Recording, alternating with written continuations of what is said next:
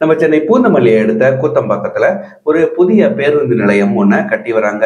இந்த பேருந்து நிலையத்தை எப்ப திறக்க போறாங்க அப்படின்றதுதான் நிறைய பேருடைய கேள்வியா இருக்கு. 2023ஆம் ஆண்டு டிசம்பர் மாதம் மாதிரி கீழம்பாக்கத்துல இருக்கிற பேருந்து நிலையத்தை ஓபன் பண்ணாங்க.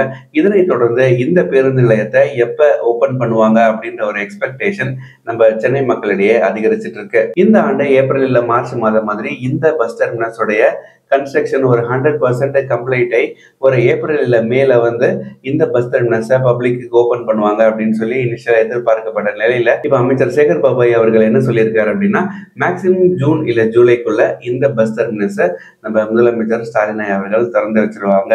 அதற்கான பணிகளை நாங்க முழு வீச்சுல மேற்கொண்டு வரோம் அப்படின்ற மாதிரி சொல்லியிருக்காரு. இந்த பஸ் டெர்மினஸை கோடை விடுமுறையின் போது மக்கள் பயன்பாட்டிற்கு கொண்டு வந்திருந்தாங்க அப்படின்னா இன்னும் சூப்பரா இருந்திருக்கும். பட் ஸ்டில் எனிவே ஒரு 2 மாத காலம் காத்திருக்க வேண்டிய தேவையானது இருக்கு. இதே மாதிரி சென்னையில இருந்து நிறைய தகவல்கள் உங்களுக்காக காத்திருக்கு. இது வரைக்கும் சேனலை சப்ஸ்கிரைப் பண்ணாம பார்த்துட்டு இருந்தீங்கன்னா மறக்காம சப்ஸ்கிரைப் பண்ணிக்கோங்க. நன்றி, வணக்கம்.